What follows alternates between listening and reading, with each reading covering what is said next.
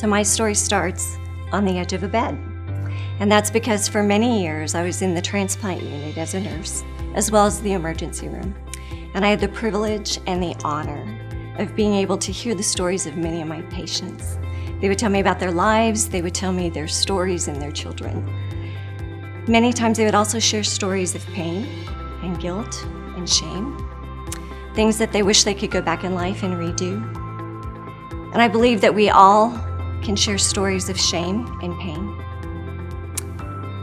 And your story may not match mine exactly, but I do believe that pain feels like pain, and shame feels like shame, and regret feels like regret. And it doesn't matter what that storyline is. So as these young women were expressing the fact that they felt like somebody had to die so that they could live, I was able to reach forward and grab them by the hand and tell them, I've been where you are, and I know what you're going through. And I would begin sharing my story. And that's usually the moment that their eyes would lock on mine. And the tears would begin flowing and we would start sharing stories. And that was when I was 18, before I knew the Lord and before I knew my husband. I had had an abortion. And I carried deep shame about that decision that I made.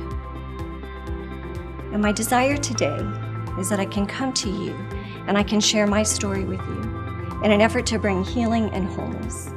And as I went back to put this together, I discovered that there were two major phases of healing that God showed me.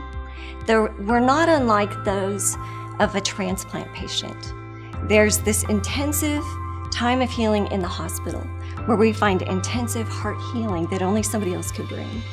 And then there's another phase, the home heart care stage, where I had to learn how to find forgiveness for myself. I had to learn how to walk with a new heart.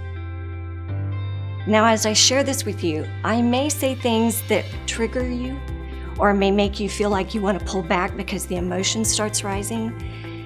And I just would encourage you, one, find a good Christian counselor to help you through this process, because I didn't, and I would have saved decades of torment if I would have done that. So find a good counselor. And if at some point in time you're feeling that fluttering, just pause the video and take a break, or maybe watch this with a trusted friend. But the healing just gets better and better as my life went on, and I don't want you to miss a bit of it. So hang with me through this journey.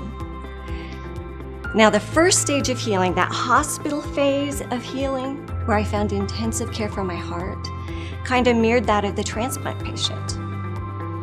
Before they could ever receive the new heart, one last thing had to be done. And that is that they needed to sign the consent form. They needed to say, yes, I am willing to hand over my body for you to do whatever needs to be done so I can have life. And that's usually where they express the guilt over the fact that somebody had to die in order for them to live. And my response to them was, wait a minute, there's also another consent form that was signed way before you signed this one. And that was the person that donated their organs. They signed a consent on the back of their driver's license, or their family members have done that in an effort to offer you this gift of life. It's a gift. And the question is, will you receive it? And so to me, the signing of those two consent forms is the perfect picture of what Jesus Christ did in my life. That's where I found the first stage of my healing, which was the deepest for my soul and for my spirit, because I had no place to take the guilt that I was carrying for 3 years after my abortion. I didn't know what to do with this guilt. And I found myself in my apartment one night with the Bible open, and I never had read the Bible really for myself before. And I was going through the book of John, reading about what Christ offered me. And I realized, wow, out of all the religions in the world, Jesus is the only one who came to earth and lived amongst our brokenness and our sin and our shame and said, you know what, I love you enough, and you are of great value and great worth to me, enough that I am willing to die so you can live. So I received that for myself, and that was the most intense, deep healing for a soul. And that's the first step of healing that I would love to offer to you as well, in the signing of this consent form. The second stage of healing was a little harder for me, and that's the home health care phase of healing, where we have to find forgiveness for ourselves over and over again for the rest of our lives. Sometimes that's hard, and I would like you to learn from my mistake, which was I just went home in a hospital gown. I had a new heart, but I went home in a hospital gown where I felt like I was just covering my backside and trying to self-protect most of the time. I went into a pattern of perfectionism, and I kept people at a distance because I didn't want them emotionally close enough to know my story. And I was trying to perform and perfect my life in such a way that I could feel better about myself, which was truly symbolic of the fact that I had never forgiven myself. So do not waste time, don't do like I did, and don't go home in a hospital gown. What the Lord has for us instead, and what I learned later on when I came to the end of myself, the end of my perfectionism and workaholism, is that the Lord brought my awareness to events that actually were things I was trying to push away and go back into hiding about. But He was meaning to take me forward in healing and take another step of healing. One of the things He made me aware of was an awareness of emotions. I noticed that in February and then again in October, I would get depressed, and I could not figure out why. Year after year, this occurred. And I remember my poor husband, he didn't know what to do with me. I didn't know what to do with me. And I went before the Lord one day and I said, what is going on here? I can't keep doing this. This is hard on my family. This is hard on me. Can you show me what's at the root of this? And through prayer and through some digging, I discovered that what my mind had denied and pushed back, my body was still responding to. And that was in February, I had the abortion. And my due date, I discovered, was October 5th. And so my body was still grieving for this loss. And I needed to know, how do I overcome this? I don't want to just realize this, I want to overcome this. And the good news was, those years of perfectionism before, I would get into God's Word and I would dig deep, and I was in Bible studies and I'd find out the Greek and the Hebrew meaning, and I'd studied the tabernacles and the feasts, but I just was head heavy and heart empty. So this is the season where the Lord took His Word and all that knowledge, and just like an hourglass, just bringing down grains of sand, He began filling my heart with truth. And I began living His heart and letting His heart come alive in mine. One of the things that was important to me during this season was the use of a verse pack, and I have dozens and dozens of these around the house. But every February, every October, I pull out one verse pack in particular that is full of verses showing me God's healing for me, His forgiveness for me, a reminder of God's great love for me, and how Jesus intends to have beauty for ashes, and that He is for me and He's not against me, and there's no condemnation for me. So these verse packs became like a lifeline for me and an anchor for those seasons when the storm would begin stirring again. So awareness of emotions. And that will probably continue until the day I die. But instead of hiding from those emotions, I'm now realizing it's a wonderful opportunity when I feel like I'm hitting a wall again. That means it's time to take another step. And when I hit a wall there, it's time to take another step. So the next thing God made me aware of was awareness of events. And seemingly innocent events, like being invited to a baby shower, or a baby announcement, or even a storyline in a movie, would sometimes just cause me to feel fear and shame coming back. And in particular, the pregnancy and the birth of my own children. It was just a very bittersweet time, whereas I felt a kick or a flutter, and as we tracked the fetal development of my children, I would remember what I had done. And I remember one night crying out to my husband, just saying, I am undone with every birth and I'm undone with every pregnancy. The guilt creeps back up on me. I feel like there's this child in this family that's fragmented over here, and we have this family here. And it led to a really sweet time one night where we sat down. I always felt like my baby was a boy, And so my husband and I named him Scott. And that is because anytime anybody got my husband's name wrong, they called him Scott. So we named him Scott, we put his date of birth on the calendar, and then the sweetest thing happened where he prayed a prayer of adoption, adopting Scott into our family unit.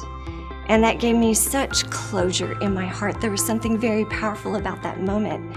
And the inclusion and the importance of family, not only to God, but God knew how important family was. And he brought that to me through this prayer of spiritual adoption. Another event that was a trigger for me was Mother's Day. And you may or may not have the same thing, but I felt like a fraud every Mother's Day. I felt like I wasn't worthy of the praise that was delivered on Mother's Day. And my own mother, she always wanted a corsage with baby's breath on it. And just the irony of baby's breath on Mother's Day, I really struggled. I found myself grumpy and moody on Mother's Day. So one Sunday, I just didn't even go to church. And I stayed home and I said, okay, Lord, I'm feeling it again, and there's something here. And he let me know that when my heart was stirred, his heart was there to heal me. And I found myself in front of a laptop, typing. And hours later, with the ugliest of tears and deep groaning, I penned this letter to my unborn son, Scott. And in it, I explained situations and events, and I asked for his deep forgiveness and for healing over the fact that he never got to taste cotton candy.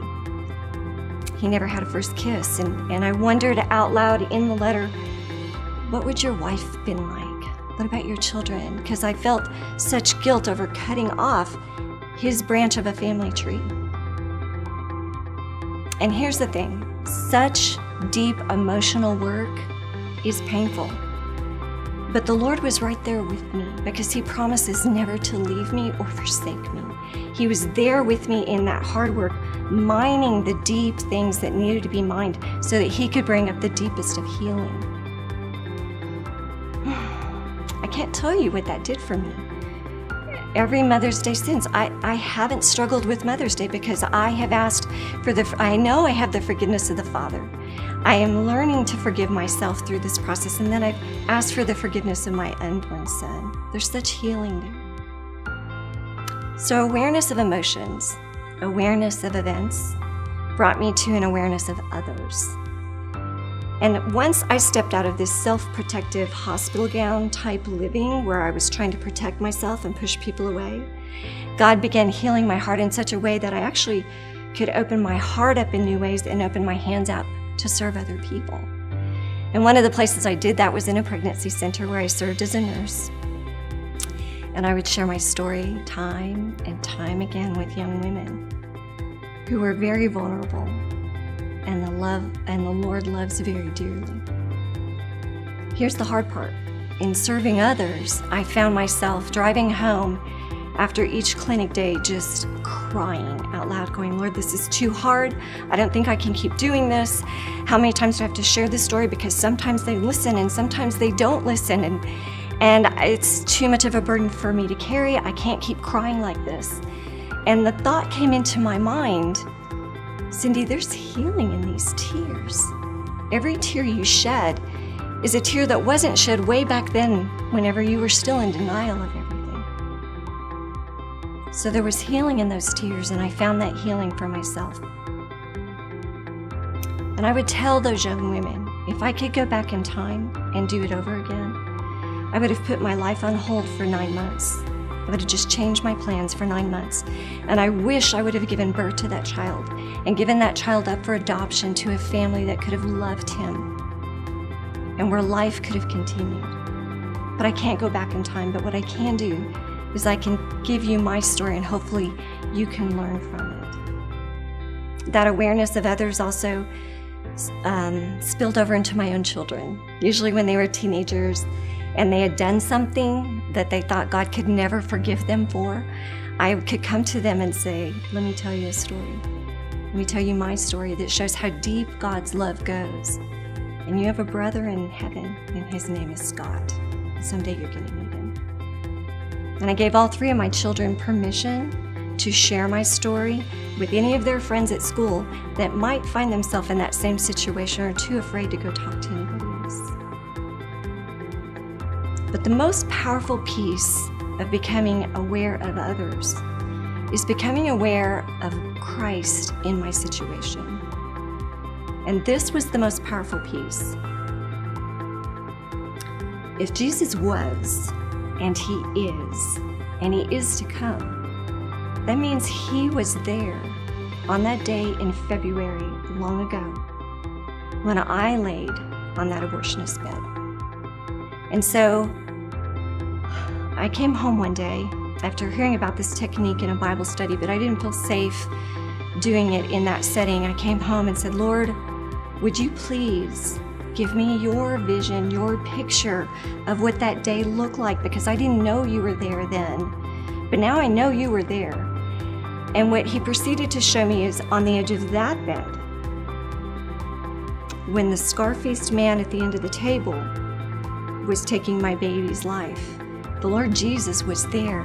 But what he did is he went and he scooped up the broken and fragmented pieces of my baby, and he made my baby whole again. And I just envisioned him breathing life into my baby and cradling him, and then coming to me and leaning over the edge of that bed and saying, Cyndi, you don't know me yet, but you will. And I died for all of this, and you can glorify me even in this. And I envisioned him taking my baby Scott to heaven with him. And that was a very powerful time for me.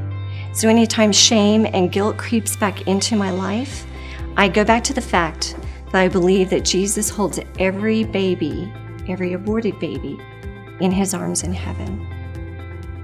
And I go back to the fact that he was allowing things in my life that felt like wounding, but they were actually steps of healing. And that's because his heart for us is so great. So as I share my story of healing with you, if you were here, I would reach out and grab your hand, and I would say, do the hard work. Let's do the hard work together, because you are worthy of this. And he loves you, and you have great value to him. So much that he's offered to give you his heartbeat for the rest of your life. And I would grab you by the hand, and I would look you in the eye, and I would give you the words that Jesus gave another woman who needed healing from her womb, where he said, daughter, your faith has made you well. Go in peace and be healed of your afflictions. Thank you for listening to my story with grace. And my prayer for you is you too will find healing through the presence and the word and the heartbeat of Jesus Christ.